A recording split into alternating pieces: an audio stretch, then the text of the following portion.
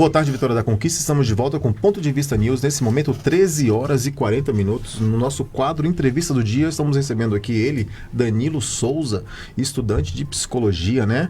Ele faz parte da Liga Acadêmica de Psicopatologia, a LAPSI. É um grupo formado por estudantes do curso de psicologia sob a orientação de uma psicóloga. Nosso principal objetivo é promover o conhecimento sobre temas relacionados à psicopatologia, tornando-se acessíveis à comunidade. Para isso, são realizadas palestras em empresas e escolas, além de produzir podcasts. A missão é disseminar informação de qualidade, contribuindo para a compreensão da psicopatologia e seu impacto na sociedade. Além disso, é um grupo totalmente sem fins lucrativos. São em 6 membros, alunos, mais uma orientadora, mais coordenadora acadêmica da faculdade Anhanguera, em frente ao Shopping Conquista Sul.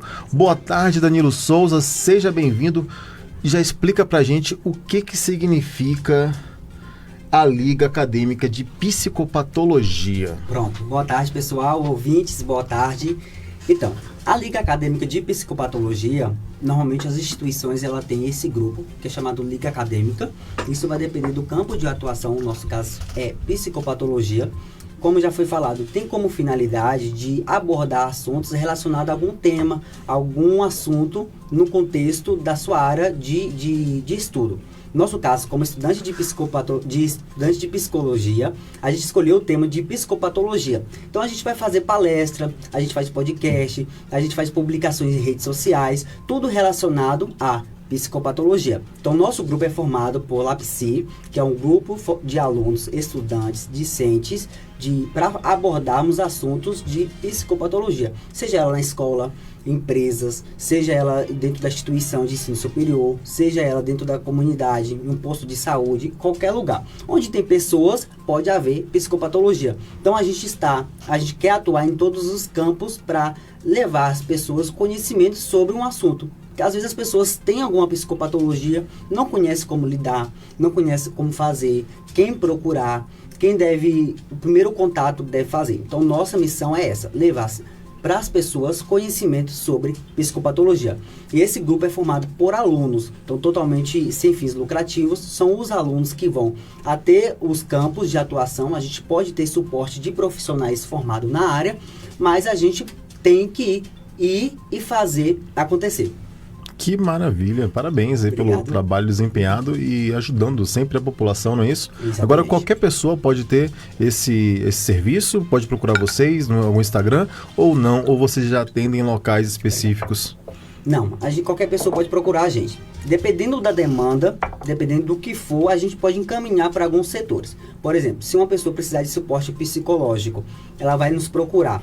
A gente encaminha para algum setor público ou privado, vai depender das condições do indivíduo, e a gente vai fazendo encaminhamento. Normalmente a gente tem nosso Instagram, que é Liga Acadêmica Psi, que tem uma fotinha roxinha nossa. Liga Acadêmica Psi. Psi, soletra aí o Psi, como é que é? PSI. PSI. Isso, Liga Acadêmica Psi. Ou então pode botar lá Psi também, que vai aparecer.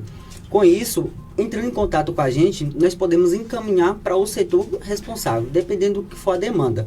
Então a gente vai estar disseminando essa informação, as pessoas podem nos procurar e a gente vai estar levando ao setor de acordo com a demanda de cada indivíduo. Maravilha. Como a LAPSI, não é isso? Completa o conteúdo de vocês aprenderem na disciplina do curso de psicologia.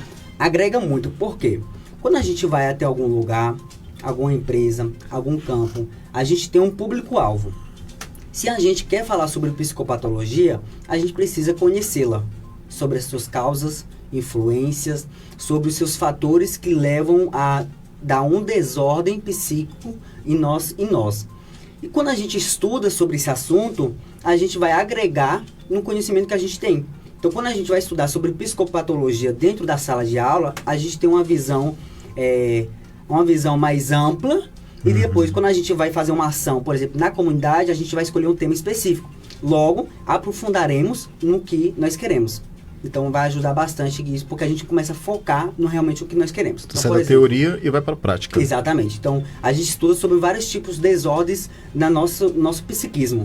Então, a gente Quais são esses tipos, Danilo? Fala pra por gente. exemplo, a depressão, a ansiedade, transtorno de borderline, de personalidade. Sim. Então, a psicopatologia ela é muito ampla. Existem vários tipos de psicopatologia. Quando a gente vai em um público, a gente vai falar sobre algo específico. Sim. Então, a gente vai buscar conhecimento sobre algo específico e aprofundar e levar até essa pessoa. E geralmente vão 6 alunos e a coordenadora? Não, Ou não? normalmente é os alunos. A gente tem um acompanhamento da nossa orientadora, Esther Amares, que em algumas ações ela pode nos acompanhar. Mas normalmente toda ação que a gente faz passa primeiro pela nossa orientadora, ela aprovando, a gente coloca em prática. Maravilha. Boa tarde, Danilo. Boa Tudo tarde. bem? Quais temas os transtornos psicológicos dentro da psicopatologia despertam mais interesse de vocês e o porquê? Eu gosto, assim, cada um tem seu interesse. Eu gosto muito dos transtornos de personalidade, de borderline, por exemplo, que eu acho muito interessante e muito difícil de dar o diagnóstico também. Tem muitas características que me deixam instigado a investigar, a entender como funciona. Às vezes as pessoas podem confundir borderline, por exemplo, com a depressão. Então são características, sintomas muito semelhantes. Então eu gosto muito da área de transtorno de personalidade, que traz uma desordem na personalidade, na característica das pessoas. Detalhe um pouquinho pra gente aí sobre a diferença entre depressão e borderline. A depressão ela é um transtorno de personalidade. Então ela traz uma desordem também na personalidade da pessoa. Sim. Entendeu? Então ela vai trazer sintomas como depressão também, um momento de euforia e um momento de depressor. Então a pessoa, ela, ao mesmo tempo, quando ela está em um período de euforia, ela se sente muito bem, às vezes, em alguns casos, prepotência, em alguns casos, muito... como se fosse o dono do mundo, Muita fosse o melhor de todo energia. mundo. E tem um período que ela sente a pior pessoa do mundo. Aí não seria uma bipolaridade também? Não, aí vai depender do período. Do período e do grau. Isso, exatamente. Depende também da questão do período, entendeu? A depressão, por exemplo, ela é um transtorno psicológico.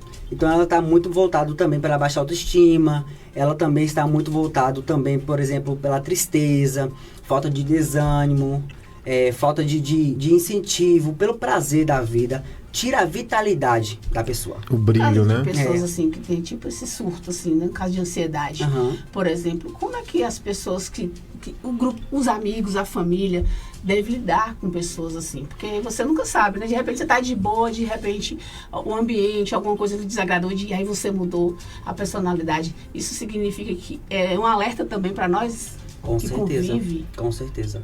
Porque, assim, às vezes as pessoas elas têm essas mudanças de humor, essas ondas, né? Costuma dizer com a nossa orientadora, essas ondas de mudança de humor, e às vezes a gente não sabe lidar.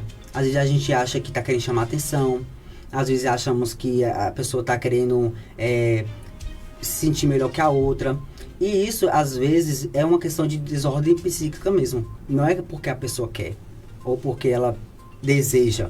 Às vezes vem no nosso cérebro, acontece esse desequilíbrio químico e faz a pessoa agir conforme ela acha que é certo. É tipo um gatilho Pode acontecer que através de despertou. gatilhos, pode acontecer. da Que a pessoa. Tem gatilhos que podem ser através de bebidas, Sim, estresses, não- uso de drogas também, isso. né, Não- que acomete muito, né? Geralmente quem usa drogas tem uma facilidade maior de ter problemas Com psiquiátricos, certeza. depressivos, questão de bipolaridade também. Sim, com certeza. A questão do uso do álcool, ele realmente altera o nosso funcionamento da nossa mente, do nosso cérebro. E quando as pessoas elas usam substâncias psicoativas, por exemplo, elas têm mais probabilidade de desenvolver um transtorno psíquico. Sim, Psiquiátrico, por exemplo. Mas isso não quer dizer que a pessoa vai desenvolver. Porque tem a questão da alimentação, tem a questão da predisposição, tem a questão também do ambiente que ela está. Então, Sim. são fatores São vários que levam fatores. a pessoa a desenvolver um transtorno, por exemplo. E no caso a pessoa já toma remédios controlados, né? Remédios psiquiátricos. Aí ingere algum tipo de bebida alcoólica, usa algum tipo de droga. Isso com certeza vai atrapalhar o tratamento e pode encadear num surto, numa Sim, crise. Pode acontecer. Pode acontecer. Sim. Pode acontecer. Assim, a gente não vai falar que vai acontecer. Mas quando ele é um estimulante que a gente tem, as drogas, né? Seja ela lícitas ou ilícitas, ela é um estimulante. Então, quando você toma, nosso cérebro tem várias sinapses, que é a conexão dos nossos neurotransmissores. Então, é liberado muita sinapse, é muita conexão. Sim. Então, às vezes, o nosso cérebro meio que não suporta, vamos dizer, usar essa palavra mais simples de entender. E quando mistura o remédio controlado com a bebida alcoólica, aí dá um efeito inverso, exatamente, pode acontecer. Cada pessoa pode ter uma reação diferente. Tem as pessoas que podem ficar mais deprimida, tem pessoas que podem ficar mais eufóricas. Isso vai depender de cada personalidade, de cada pessoa. Danilo, no início aqui da apresentação teve um trabalho em equipe, né, de 6 pessoas. Como é que é vocês estarem juntos, assim, aprender e ao mesmo tempo colaborar com outros colegas em áreas, cada um dentro da sua área, assim, troca de ideias? Normalmente o grupo é formado por as mesmas estudantes de psicologia, não pode ser estudantes de outras áreas. O nosso edital tem que ser estudantes, pode ser de qualquer instituição, não precisa ser da nossa, mas precisa ser estudante de psicologia. E é um desafio, por quê? Porque cada um pensa diferente. Cada um quer uma coisa diferente, cada um quer ser um jeito diferente. E aí é preciso muita inteligência emocional para a gente saber gerenciar essas informações. Então, um dá uma opinião, não, peraí, outro dá opinião, é assim, desse jeito, que é assim. Normalmente a gente gosta de fazer muita votação. A maioria ganha. Danilo, lembrando que Danilo já trabalha com pessoas, já lida com pessoas, né? Verdade. Então, é preciso ter essa comunicação humanizada, né, Danilo? Principalmente tratando dessa questão da psique, enfim, grupos vulneráveis. Então, antes de tudo, é você saber lidar com pessoas, né? E saber trabalhar essa questão entre si como grupo e também entre você e o paciente, né? A pessoa ali que está atendendo. Com certeza. É muito importante a gente ter esse olhar, esse atendimento empático, sensível com as pessoas e ouvir todo mundo, né? A minha ideia nem sempre vai ser a melhor, mas eu vou posicionar e vou falar. Se a equipe achar que não é viável, pronto, a gente não faz. Porque a psicologia começa com ouvir, né? Com a escuta, né? É uma escuta. É uma escuta. Tanto para você identificar, conhecer o paciente, inclusive dentro dos teus próprios amigos, né? Colegas, para chegar a um entendimento aí, para iniciar um trabalho. Sim. Você tinha comentado, né, que é um desafio lidar em grupo aí, todo esse trabalho. Existem outros desafios que vocês enfrentam ao estudar a psicopatologia? Existe. A psicopatologia, como eu falei, é um campo muito amplo. A gente hoje tem o DSM-5, que é atualizado, que é um manual de diagnóstico de transtornos mentais, que tem salvo engano, não lembro a quantidade exata, mas tem uns 30 transtornos. 30 não, 300. 300, tem aproximadamente uns 300. Acho que todo mundo deve ter um transtorno. Com certeza. Eu acho que o mundo está parando, a gente quando recebemos a psicóloga... Fala de saúde mental. 300. Como é que faz para identificar, no caso? Você consegue, no olhar pelo olho, você consegue identificar algum transtorno? Assim não. Aqui, por exemplo.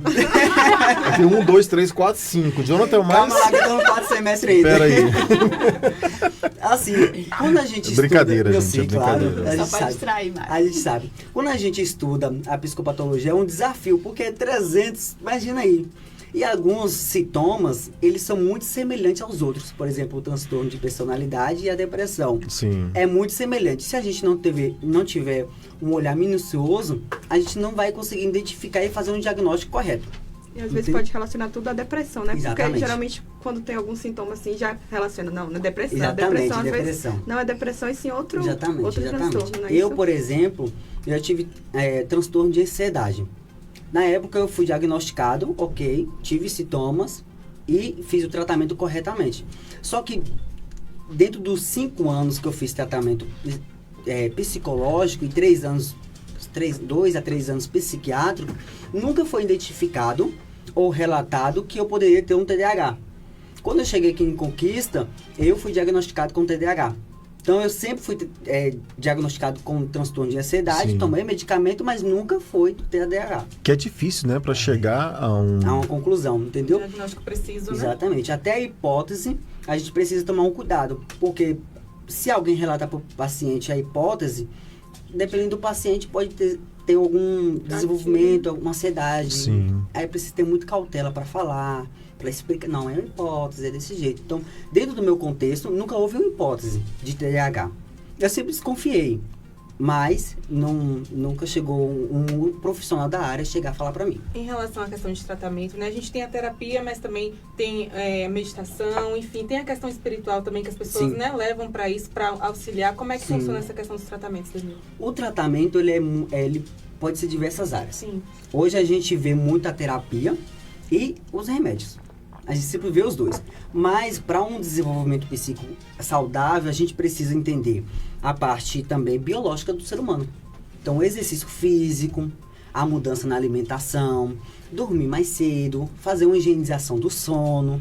Tudo isso são fatores que levam a gente a ter uma saúde mental mais adequada para a gente viver. Quem é que não acorda de manhã e está cansado? Eu acordo cansado, eu acordo de mau humor. Desse jeito. Dormo com tela e acordo com tela, né? Trabalhamos Exatamente. com notícias, né? Jornalismo, temos que estar à frente de muitas coisas, então a tela no nosso dia a dia é um uso muito, muito grande, Frequente, né? O que você fala pra gente assim, sobre o uso de telas, assim?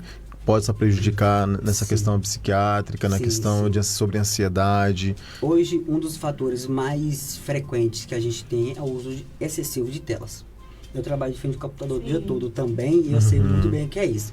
Quando chega em casa, às vezes o nosso cérebro está tão acostumado com as redes, com o aceleramento, quando chega de noite a gente não consegue descansar a mente. Está acelerado. Exatamente. Então, existem fases dos sonos, que eu não me recordo agora quais são, mas se a gente não chegar a dormir essas fases do sono, quando a gente acorda de manhã, a gente tem uma interferência no nosso sono. A gente acorda mais cansado, desanimado. Isso a gente pode perceber. Se a gente dormir mais cedo, tirar o celular, de manhã a gente está mais disposto. Eu faço isso, inclusive. Pois é muito bom. Eu tô mudando a minha rotina também, porque eu já chego no meu celular e tal, vou pro Instagram e vai rolando Reels.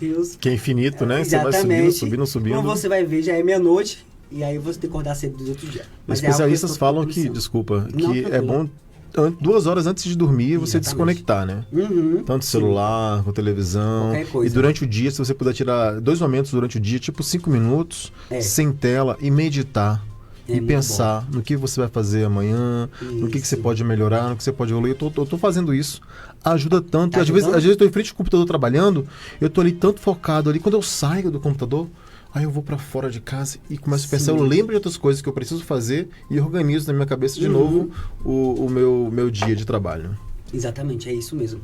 Porque as redes, nosso cérebro consegue focar em algo que a gente está fazendo ali.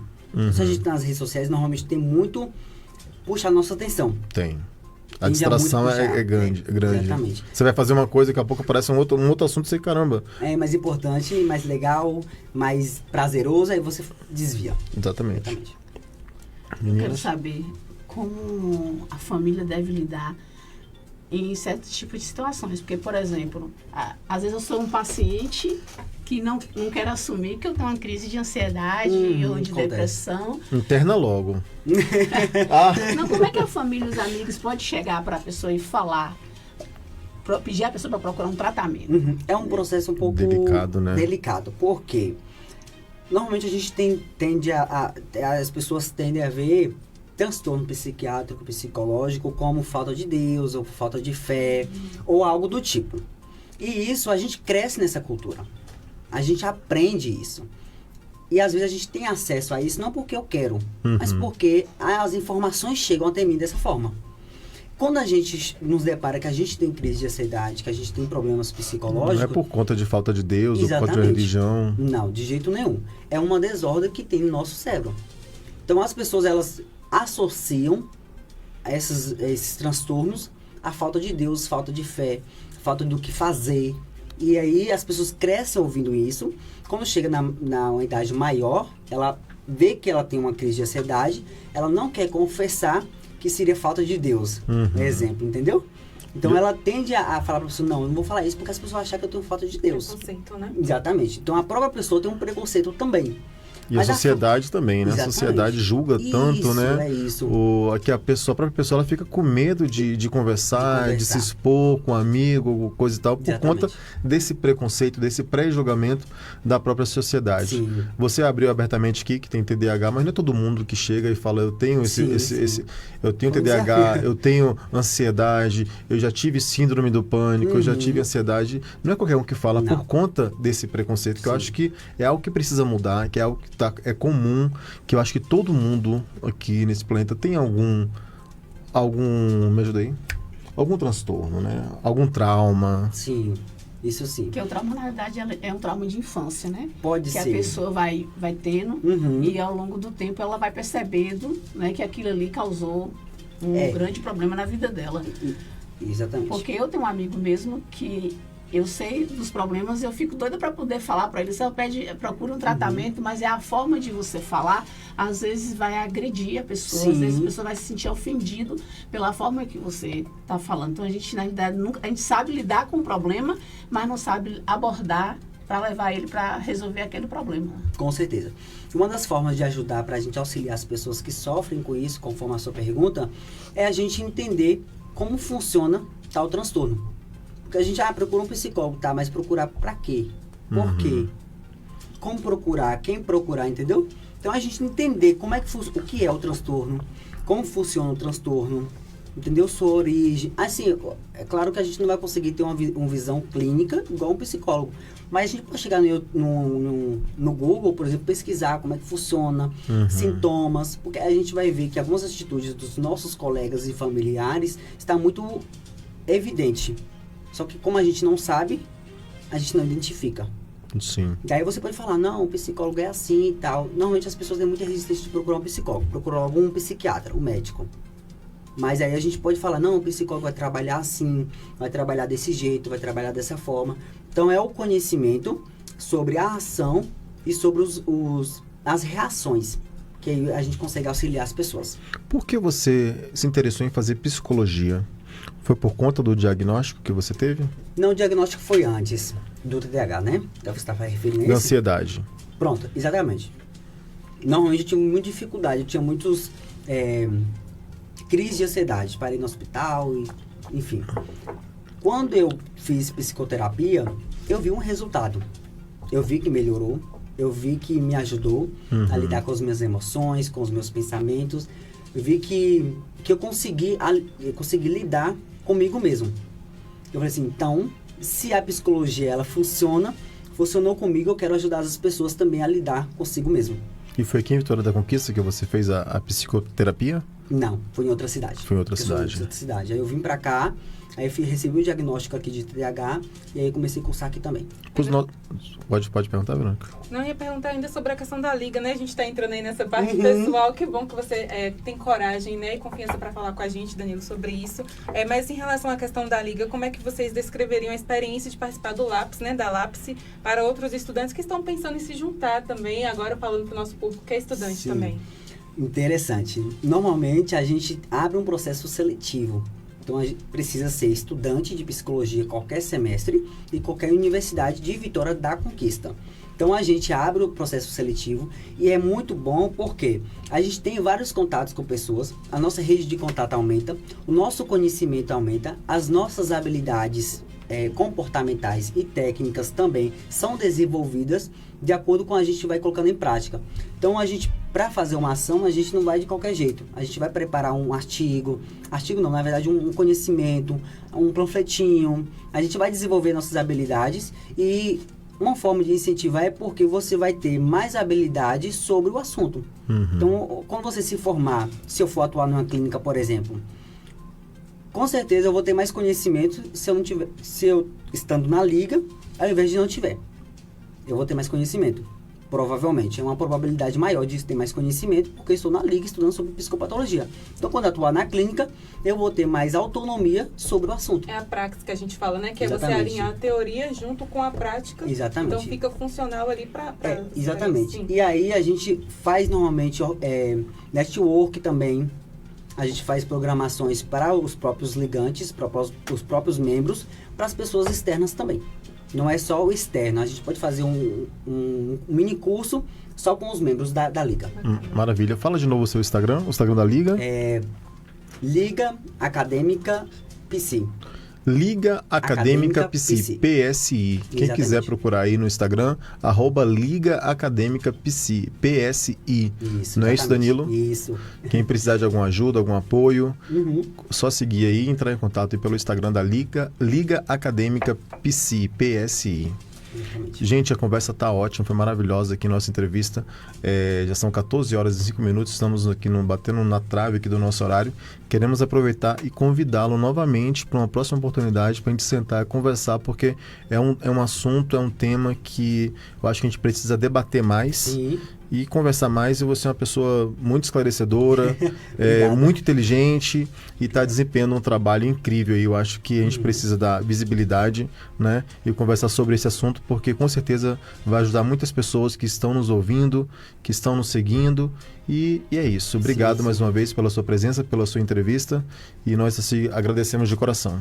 Eu que agradeço vocês pelo convite, porque a gente precisa de suporte um ao outro, e o que a gente está fazendo aqui é propagar conhecimento, propagar a educação, e através da educação a gente consegue mudar as coisas ao nosso redor, através do conhecimento, do que nós sabemos.